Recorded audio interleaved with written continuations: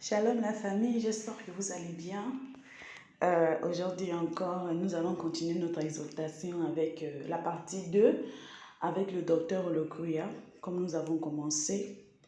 Comme je vous ai dit, cette fois-ci, et je veux, même si n'écoutez pas les bruits de fond, nous allons continuer notre exhortation et être bénis ensemble sur l'importance de la lecture. Nous allons, soyez bénis et merci encore de regarder cette vidéo.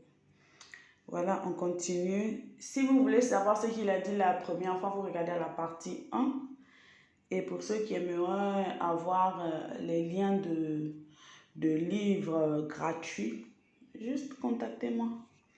I will give you. So, now on continue. Of life. People die, but books never die. The books you read shows who you are. Somebody has written this. It's said to destroy people. Just keep them away from reading. Keep them.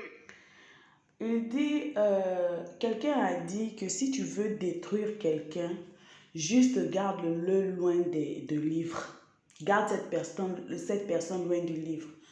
Ça revient à ce que nous avons dit depuis le début, que dans la lecture, tu vas comprendre beaucoup de choses. Dans la lecture, ça va t'ouvrir les yeux sur beaucoup de choses.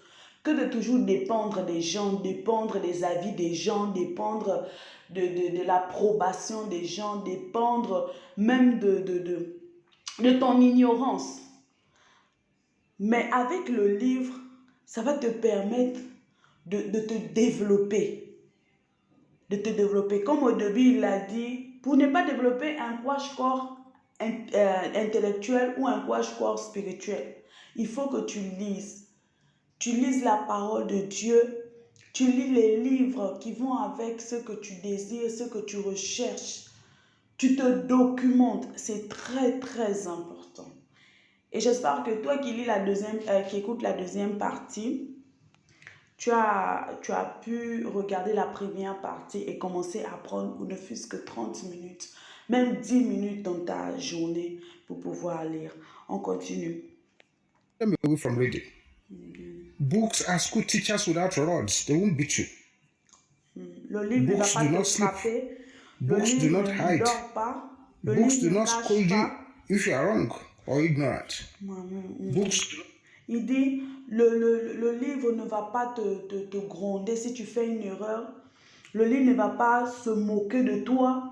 Le livre ne dort pas. C'est toujours là. C'est à ta portée. C'est pour cela, quand tu as besoin parfois d'une information, cherche d'abord toi-même. Prends un livre ou cherche un document ou quelque chose qui peut répondre à ta question. Maintenant, si tu trouves que tu as cherché, tu n'as pas trouvé et que dans ton cœur, tu es convaincu que c'est une personne qui peut te donner, là maintenant, tu peux aller.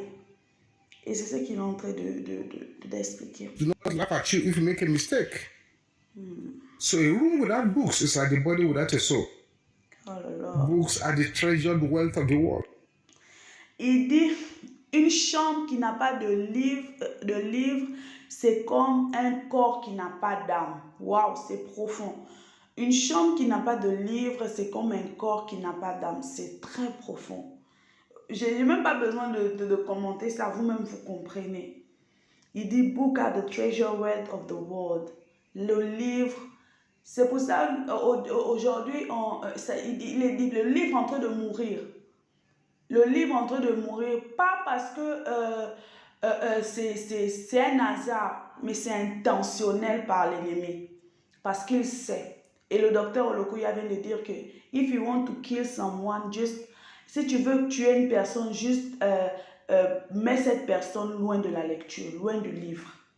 Donc, le fait que le livre, l'amour, le désir de lire commence à mourir dans le cœur des gens, ce n'est pas parce que c'est un hasard comme ça, c'est intentionnel par l'ennemi.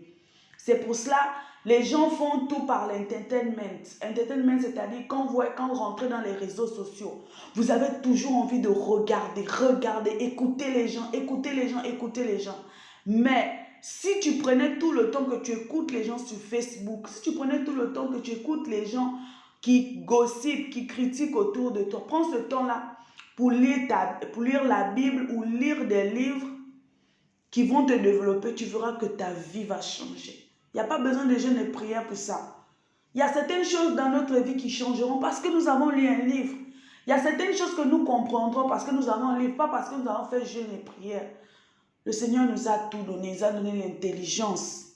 Exploitons ça dans la lecture et non seulement lire, mais aussi appliquer ce que nous lisons. On continue. One glance at a book and you hear the voice of another person, perhaps someone who is even dead 1,000 years ago. But then, to read is to go on a voyage with that kind of person. Say, oh God, arise and open my understanding afresh by fire. In the name of Jesus, oh God, arise and open my understanding afresh by fire. Amen.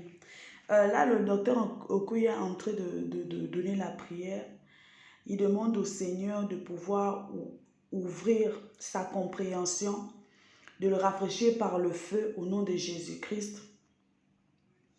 Et que ce soit notre partage, Seigneur, que Seigneur, lève-toi, ouvre notre compréhension par le feu, ouvre nos yeux par le feu, afin que nous puissions voir les mystères, voir les choses qui vont nous aider à pouvoir accomplir notre destinée, accomplir la volonté que tu avais au début lorsque tu nous as mis dans le ventre de nos mamans. C'est que tu désirais, Seigneur. Ouvre nos yeux au nom de Jésus-Christ. Amen.